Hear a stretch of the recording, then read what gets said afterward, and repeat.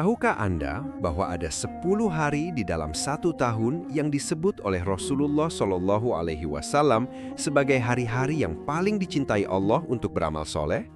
Rasulullah bersabda, tidak ada hari-hari yang amal soleh di dalamnya lebih dicintai Allah daripada 10 hari pertama Zulhijjah. Hadis riwayat Imam Bukhari. Namun, perkara yang sering kali membuat hati kita merasa khawatir adalah bagaimana jika hari-hari yang penuh kemuliaan itu berlalu begitu saja tanpa makna. Kita melewatinya tanpa zikir, tanpa puasa, tanpa sodakoh, dan tanpa pertobatan yang sungguh-sungguh kepada Allah. Padahal, kita tidak pernah tahu apakah ini akan menjadi bulan Zulhijjah terakhir dalam perjalanan hidup kita di dunia. Di dalam video ini, kita akan membahas secara mendalam 6 amalan istimewa di awal bulan Zulhijjah yang dapat menjadi jalan diampuninya dosa, dilapangkannya rizki, ditenangkannya hati, serta dibersihkannya jiwa kita. Bahkan, di antara amalan-amalan tersebut, ada satu amalan khusus yang membuat para malaikat turun setiap pagi untuk mendoakan kebaikan bagi kehidupan kita. Oleh karena itu, mari simak penjelasan ini sampai selesai, karena bisa jadi salah satu amalan ini merupakan jalan yang Allah berikan untuk mengubah hidup kita menjadi jauh lebih baik dan berkah. Sebelum kita melanjutkan pembahasan, mari kita saling mendoakan dengan cara menuliskan di kolom komentar, "Ya Allah, izinkan aku bertemu Zulhijjah dalam keadaan iman terbaik." Atau Anda juga dapat menuliskan doa serta hajat terbesar yang sedang diharapkan. Insya Allah, kita saling mendoakan dengan ikhlas agar Allah mengabulkan setiap doa, mengangkat kesulitan hidup, dan melapangkan rizki kita semua. Mohon bantu dukung syiar kebaikan ini dengan cara menekan tombol like, share kepada keluarga tercinta, dan subscribe agar semakin banyak kaum muslimin yang mendapatkan manfaat dan tuntunan ibadah yang benar. Bismillahirrahmanirrahim. Assalamualaikum warahmatullahi wabarakatuh. Alhamdulillahirabbil alamin. Segala puji hanya milik Allah Subhanahu wa Ta'ala, Tuhan semesta alam, yang masih memberikan kita nikmat iman, nikmat Islam, serta kesempatan umur, sehingga kita dapat kembali dipertemukan dengan hari-hari yang penuh keberkahan ini. Solawat serta salam semoga senantiasa tercurah kepada junjungan kita Nabi Muhammad SAW beserta keluarga, para sahabat, dan seluruh umat beliau yang tetap istiqomah mengikuti sunnah-sunnah beliau hingga akhir zaman.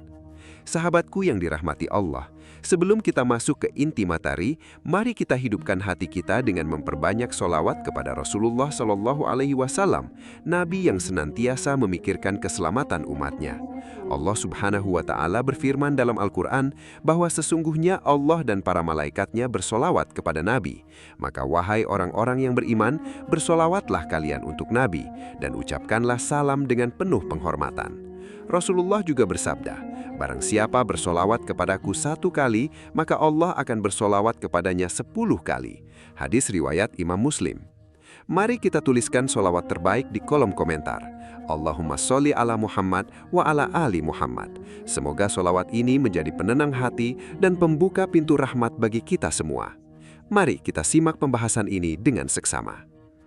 Sahabatku yang dirahmati Allah, pernahkah kita menyadari betapa cepatnya waktu dalam kehidupan ini berlalu? Rasanya baru kemarin kita melewati awal tahun, namun tiba-tiba saat ini kita sudah berada di pertengahan tahun. Usia kita terus bertambah tanpa bisa dihentikan. Sementara kesibukan demi kesibukan duniawi datang silih berganti tanpa ada habisnya. Kita seringkali terlalu sibuk mengejar urusan rizki dan mencukupi kebutuhan hidup, hingga kadang lupa untuk berhenti sejenak dan merenungkan esensi dari perjalanan hidup yang sedang kita lalui.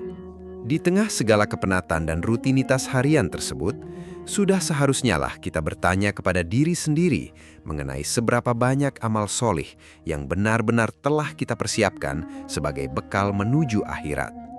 Sebab sesungguhnya yang akan menemani kita di alam kubur kelak bukanlah harta kekayaan, jabatan yang tinggi, ataupun pujian dari sesama manusia.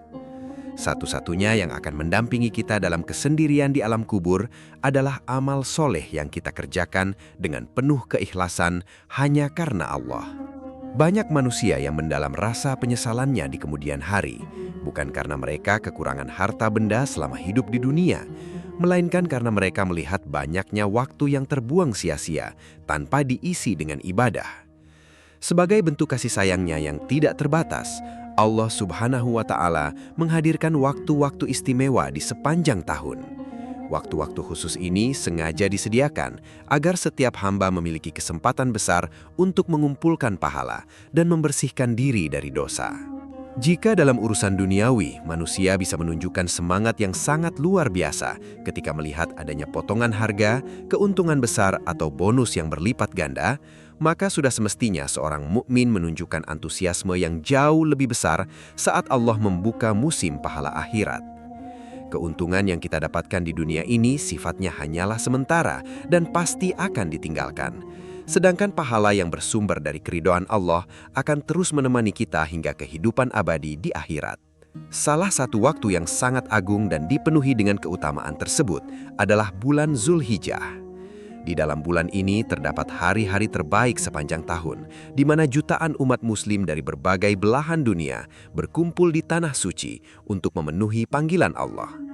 Selain itu, bulan ini juga dihiasi dengan ibadah penyembelihan hewan kurban, serta adanya Hari Arafah, sebuah hari di mana ampunan Allah turun secara melimpah kepada hamba-hambanya yang bersujud dan berdoa.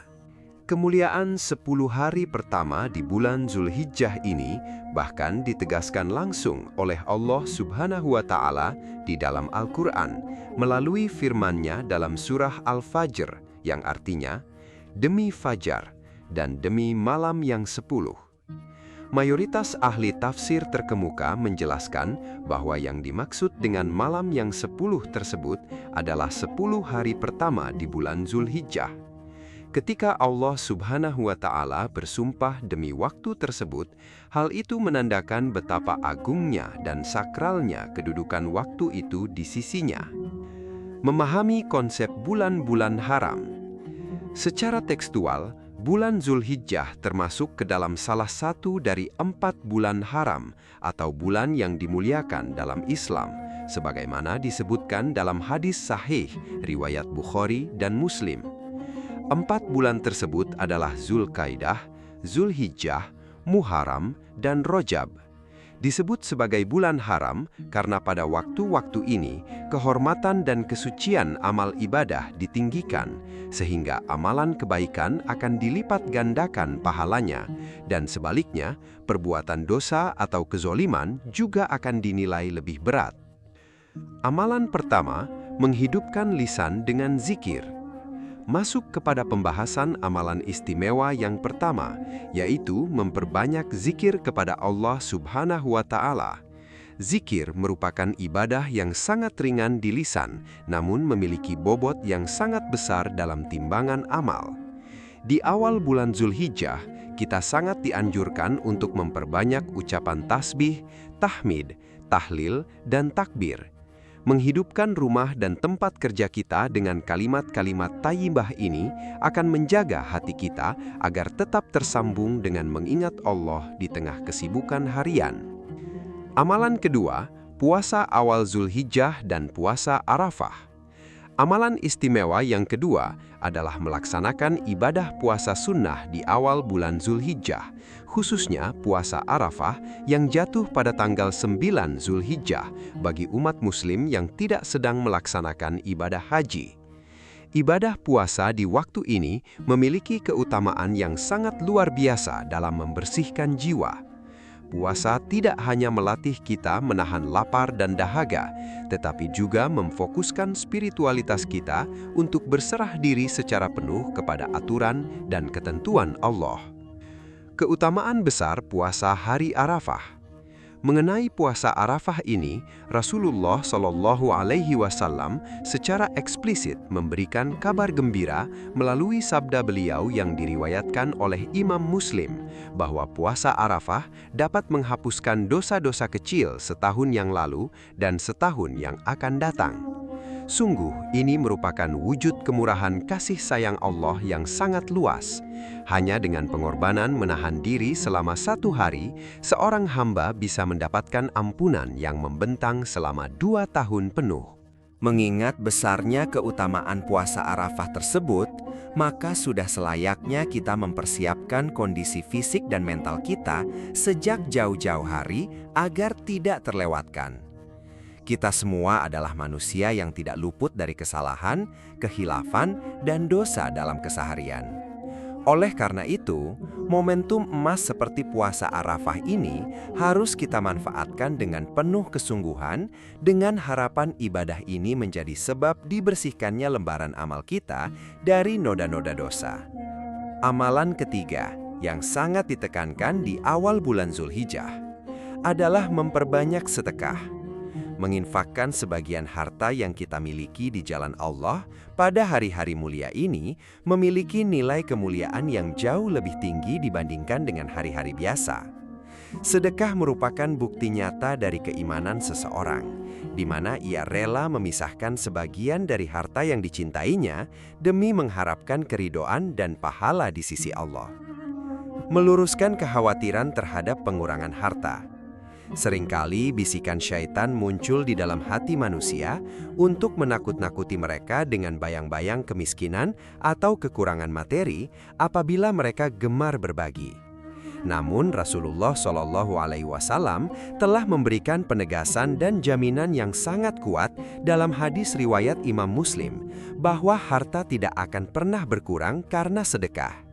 Secara hitungan matematika manusia mungkin terlihat berkurang, namun secara hakikat, Allah akan menambah keberkahannya. Hakikat keberkahan harta melalui sedekah.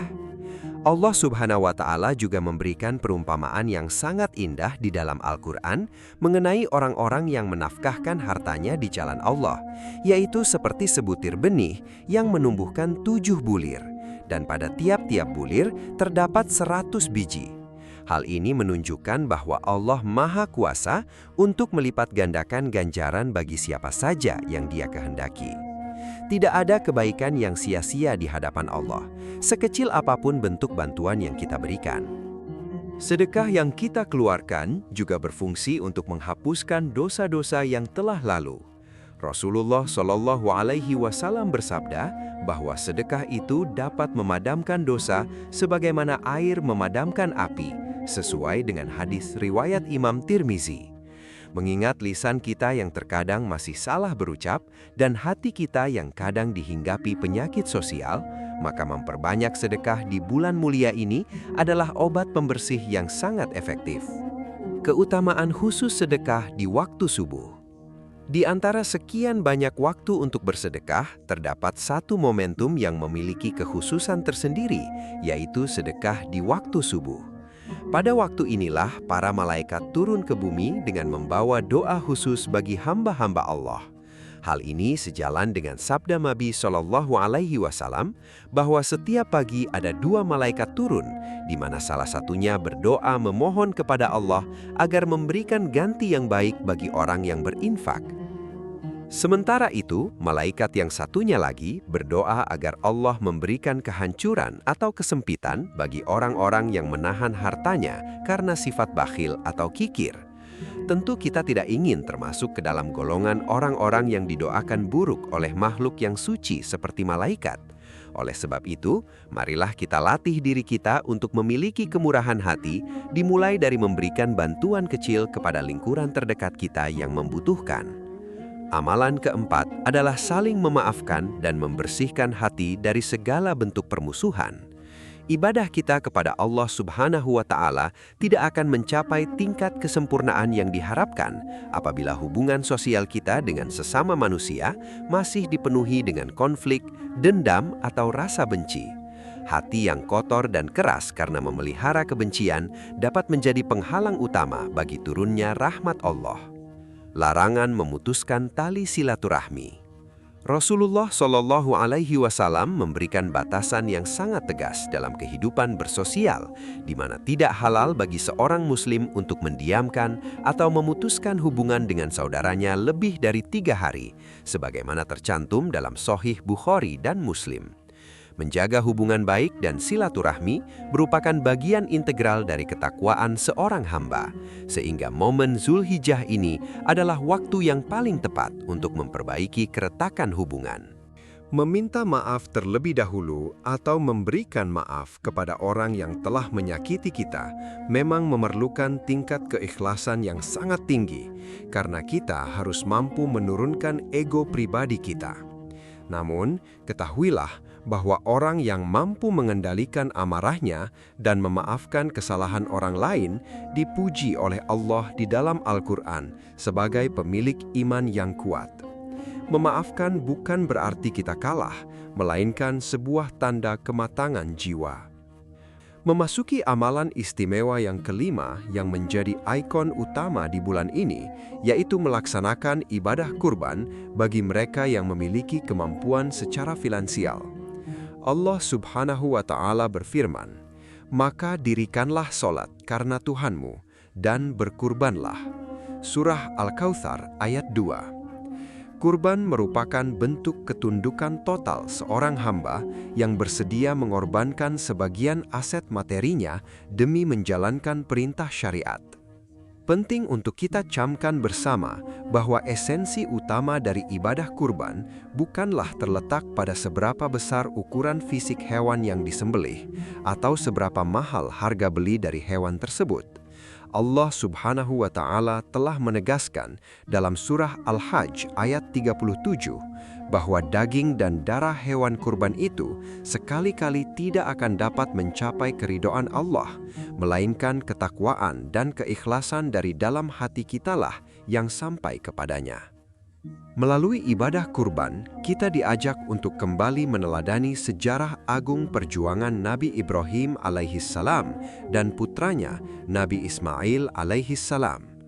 Kisah mereka adalah representasi tertinggi dari sebuah kepatuhan mutlak makhluk kepada Sang Pencipta, di mana perasaan personal dan kecintaan duniawi diletakkan di bawah perintah Allah.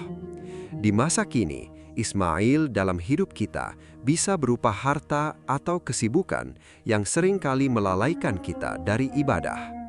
Ibadah kurban juga membawa dampak sosial yang sangat indah di tengah-tengah kehidupan bermasyarakat. Melalui pembagian daging kurban yang merata, kita dapat berbagi kebahagiaan dan menguatkan rasa persaudaraan dengan tetangga, kerabat, serta saudara-saudara kita yang berada dalam kondisi kekurangan. Senyuman dan rasa syukur yang terpancar dari para penerima manfaat kurban akan mendatangkan doa-doa kebaikan bagi kehidupan kita. Ibadah haji dan umroh adalah sebuah rihlah muqaddasah atau perjalanan suci yang menguras seluruh aspek fisik, harta, dan spiritual seorang hamba.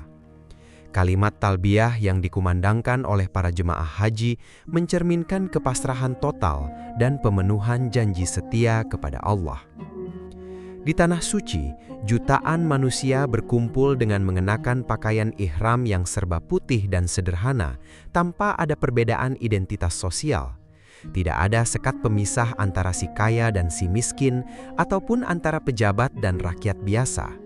Semua berdiri dengan derajat yang sama di hadapan Allah Subhanahu wa Ta'ala sebagai hamba yang mengharapkan limpahan rahmat, hidayah, serta ampunan atas segala dosa masa lalu.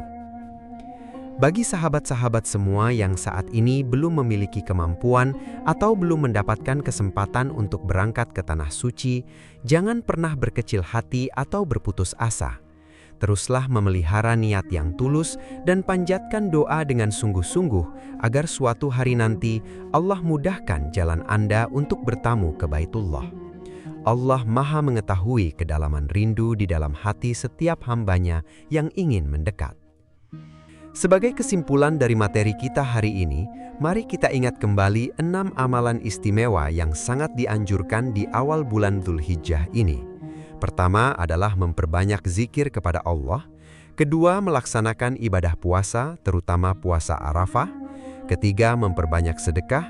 Keempat, saling memaafkan dan menjauhi permusuhan. Kelima, menunaikan ibadah kurban. Dan yang keenam adalah menjaga niat serta berusaha untuk menunaikan ibadah haji. Semoga dengan memahami ilmu dan keutamaan dari hari-hari mulia ini, kita semua diberikan kekuatan, kesehatan, serta keistiqomahan oleh Allah Subhanahu wa Ta'ala untuk dapat mengamalkannya dengan sebaik-baiknya. Mari kita tutup kajian kita yang tenang ini dengan terus memperbanyak salawat di dalam hati kita masing-masing. Terima kasih atas perhatian penuh yang telah Anda berikan dari awal hingga akhir video ini. Wassalamualaikum warahmatullahi wabarakatuh.